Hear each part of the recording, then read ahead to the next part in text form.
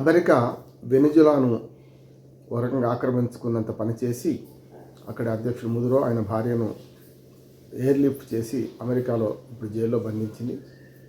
Venezuela పరిణామాల తర్వాత వరుసగా చూసుకుంటే మరి మరొక ప్రకటన ట్రంప్ చేశారు. అందులో ఈ గ్రీన్లాండ్ స్వాధీనం చేసుకుంటామని రెండు రకాలుగా, ఒకటి సైనిక చర్య ద్వారా చేసుకుంటామా లేకపోతే ఒప్పించి చేసుకుంటామా అనేది కూడా ఆయన ఆలోచన చేస్తున్నాడు. దాన్ని కూడా బయటపెట్టారు కూడా. అవసరమైతే సైనిక చర్య తప్పదని కూడా ఆయన అన్నారు. దానిలో భాగంగా మనకు రెండు విషయాలు ద్యోతకం అవుతున్నాయి. ఒకటేమో గ్రీన్లాండ్ జనాభానే 55,000 మాత్రమే, మొత్తం 55,000 మంది జీవిస్తున్నారు అక్కడ.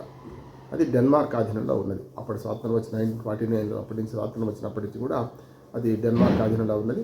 రక్షణ అవన్నీ కూడా కొంతవరకు ఇటు అమెరికా చూసుకుంటుంది, చాలా విషయాలలో ఇటు డెన్మార్క్ చూసుకుంటుంది. అంటే డెన్మార్క్ వలస దేశంగా ఒక రకంగా అది గ్రీన్లాండ్ ఉన్నది. గ్రీన్లాండ్లో అపారమైన ఖనిజ సంపద, వీటన్నిటి కూడా స్వాధీనం చేసుకోవడానికి ముఖ్యంగా ఆర్కిటిక్ మహాసముద్రంలో చైనా వ్యూహాన్ని దెబ్బ కొట్టడానికి వీలుగా ఇవాళ గ్రీన్లాండ్ మీద అమెరికా కన్నేసింది. కొత్తగా ట్రంప్ వచ్చినాక చేసింది ఏం కాదు, గతంలో మొదటి నుంచి కూడా ఉంది. అమెరికా పాలకులు ఎప్పుడైనా గ్రీన్లాండ్ మీద ఒక కన్ను వేసే ఉంచారు. మంచు ఖండమైనా సరే, చాలా తక్కువ మంది జనాభా ఉన్నా సరే, అక్కడ ముఖ్యంగా ఖనిజాలు, ముఖ్యంగా ఈ అరుదైన ఖనిజాలు దొరికితే కనుక వాటి గురించే వీళ్ళు ప్రయత్నం చేస్తున్నారు.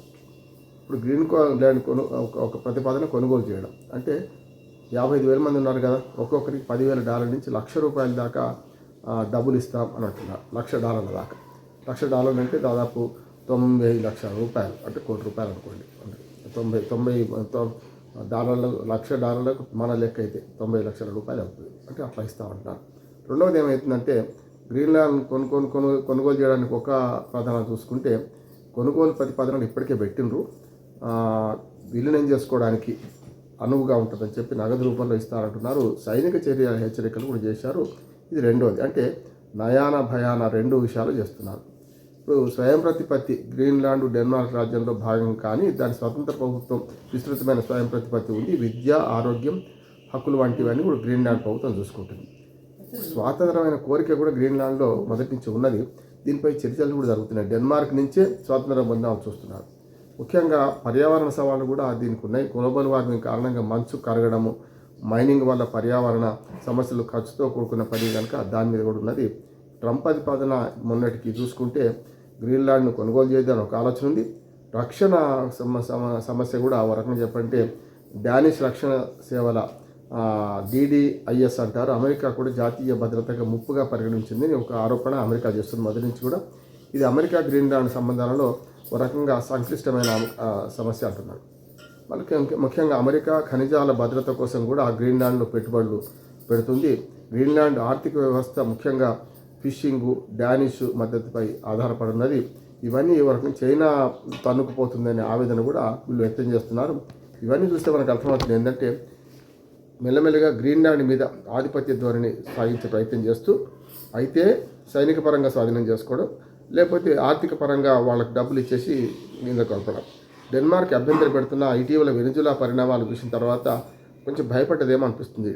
అంటే మనకు ఇటు పక్కన డెన్మార్క్ కానీ అట్లాగే గ్రీన్లాండ్ ప్రభుత్వం కానీ ఈ ఇద్దరు కూడా మరి అమెరికా విదేశాంగ మంత్రితో కలిసి మాట్లాడడానికి ఇటీవలనే ఒక ఒప్పందం కుదుర్చుకున్నారని, ఒప్పంద చర్చలకు సిద్ధమని ప్రకటించారని చెప్తున్నారు. ఈ మూడు ముక్కలాటలో డెన్మార్క్, గ్రీన్లాండ్, అమెరికా మధ్యన మూడు ముక్కలాటలో మరో 3 రాజ్యాలు కూడా దీన్ని తలదూసే అవకాశం ఉంది. అటు రష్యా, చైనా ఈ పరిణామాలను విస్తృతంగా గమనిస్తున్నాయి. దాంతోపాటు యూరోపియన్ దేశాల మద్దతు కూడా మాకుందని ట్రంప్ నమ్మగలుగుతున్నాడు. కానీ యూరోపియన్ దేశాలు కూడా దీన్ని వ్యతిరేకిస్తున్నాయి. ఒకవేళ నాటో కూటమిలో ఉన్న దేశాలను, ముఖ్యంగా మన గ్రీన్లాండ్ కూడా నాటో కూటమిలో దేశం కనుక, డెన్మార్క్ కూడా కనుక మీరు స్వాధీనం చేసుకోదలుచుకుంటే మా మద్దతు ఉండదు అని కూడా ఇటు యూరోపియన్ కంట్రీస్ కొంతవరకు హెచ్చరిస్తున్నాయి. ఇప్పటికే అంటే బ్రిటన్ లాంటి దేశం పరోక్షంగా హెచ్చరిస్తుంది, ప్రత్యక్షంగా హెచ్చరిస్తున్న దేశాలు కూడా కొన్ని ఉన్నాయి కనుక ఇవన్నీ చూసుకుంటే అంత ఈజీ కాదనిపిస్తుంది నాకైతే. గ్రీన్లాండ్ స్వాధీనం అనేది ఇంత ఈజీ కాదు. ప్రపంచ పరిణామాలలో మరి ఇవన్నీ గమనిస్తుంటే ఫిలిప్పీన్స్ అధ్యక్షుడు అయితే ఇప్పటికే ఒక ఛాలెంజ్ చేశాడు. అంతకుముందు మనకు వెనిజులా అధ్యక్షుడు ఎట్లా ఛాలెంజ్ చేశారో మమ్మల్ని ఏం చేస్తారు, ఎట్టకపోతే వాళ్ళు చూస్తామని కూడా గట్టిగా అన్నారు. ఛాలెంజ్ చేసిన వాడేమో ఇప్పుడు అమెరికా జైల్లో ఉన్నాడు. మరి ఫిన్లాండ్ లాంటి దేశం అధ్యక్షుడు కూడా ఎట్లా అవుతారు, ఏమవుతారో ఏమో చూడాల్సిన అవసరం ఉన్నది. ఏదైనా సరే అమెరికా ఒక పెద్దన్న పాత్రగా ప్రపంచ పోలీసుగా వ్యవహరిస్తూ అన్ని దేశాలకు దూరం అవుతుంది. తాను ఎక్కిన కొమ్మని నరుక్కుంటున్నారనే మాట వస్తుంది. అంటే బలహీనమైన దేశాలనేమో ఆక్రమించుకోవడం ద్వారా, లేకపోతే ఇట్లా అధ్యక్షులు నెట్టుకుపోవడం ద్వారా. బలమైన దేశాల విషయానికి వస్తే పెద్ద ఎత్తున సుంకాల యుద్ధం చేయడం వల్ల చూస్తున్నాం కదా. మన దేశ ప్రధాని మోడీ గారు ఒక ఫోన్ కాల్ చేస్తే అయిపోయేది, ఒప్పందం కుదిరేది, లేకపోతే దానివల్లనే మా వాణిజ్య ఒప్పందం కుదరలేదని నమ్మగలుగుతున్నారు అమెరికా వాణిజ్య శాఖ మంత్రి. అంటే అలా ఫోన్ కాల్ చేస్తే అంటే మనం మర్యాద ప్రతిరోజు గుడ్ మార్నింగ్లు గుడ్ ఈవినింగ్ చెప్పాలి అమెరికా అధ్యక్షుడికి, మన ప్రధానమంత్రి కాదు కదా. వాళ్ళకు అవసరం ఉన్నప్పుడు మాత్రం మన మోడీతో మాట్లాడుతున్నారు. మోడీతో మేము సంతోషంగా లేము అని కూడా అమెరికా అధ్యక్షుడు అన్నాడు. అంటే మోడీ ప్రధాని మాత్రమే, దేశ ప్రజలతో సంతోషంగా లేడా, ఆ ట్రంప్ మన దేశ ప్రజలకు వ్యతిరేకంగా ఉన్నాడా అని ఆయన చెప్పాల్సిన అవసరం ఉంది. ఏదైనా సరే ఇప్పుడు మోడీతో సంతోషంగా లేనంటూనే మరి వెనక నుంచి సుంకాల యుద్ధం చేస్తున్నారు. సుంకాల యుద్ధం మొదటి నుంచి ఏం చెప్తున్నారు ఏంటంటే స్పష్టంగా వాళ్ళ ప్రజలకే నష్టం అంటున్నారు. మన మీద ఎగుమతి సుంకాలు వేస్తే మన మార్కెట్ పెద్దది, చాలా పెద్దది, 140 కోట్ల మంది జనాభా దాటిన వాళ్ళు మనం ప్రపంచ జనాభాలో మొట్టమొదటి స్థానంలో ఉన్నాం. ఎక్కువ జనాభా ఉన్న దేశంగా ఉన్నాం, చైనాను అధిగమించాం. ఇప్పుడు మన దేశ మార్కెట్ మనం సృష్టించుకుంటే మన ఉత్పత్తులు మనకు సరిపోతాయి. అట్లానే ఏం లేదు. నా ఉద్దేశం సుంకాల యుద్ధం తాత్కాలికంగా కొంత నష్టపడుతుండొచ్చు, కానీ దీర్ఘకాలికంగా మనం నష్టపోయేది ఏముండదు. మెల్లమెల్లగా కోలుకుంటాం, సమస్య లేదు. వాళ్ళ దిగుమతి వాళ్ళ ఇక్కడి నుంచి మనకు ఎగుమతి, అక్కడ దిగుమతుల వల్ల పెద్దగా ఇప్పుడు కొంచెం కష్టం కలిగినా కూడా ముందు అయితే ఇంత సమస్య ఉండదనుకుంటున్నాను. భారతదేశ ఆర్థిక పరిస్థితి మొదటి నుంచి కూడా సంక్లిష్టమైన పరిస్థితుల్లో మనం నిలిచి గెలిచాం. 2008 ఆర్థిక సంక్షోభం, అంతకుముందు కూడా ప్రతి 100 ఏళ్ళకి ఒకసారి ఆర్థిక సంక్షోభం వస్తుంది అంటున్నారు కదా, 10 ఏళ్ళకి ఒకసారి కామని అంటున్నారు. 2019 కరోనాను తట్టుకున్నాం. ఇప్పుడు కూడా ఈ అమెరికా సుంకాల యుద్ధం సంక్షోభంలో నిలబడి గెలుస్తాం. దాన్నే అంటే ఇప్పుడు ఆడలేక మధ్యలో పడనట్టు మనం రష్యా నుంచి ఆ చమురు దిగుమతి చేసుకోవద్దని గట్టిగా హెచ్చరిస్తుంది అమెరికా.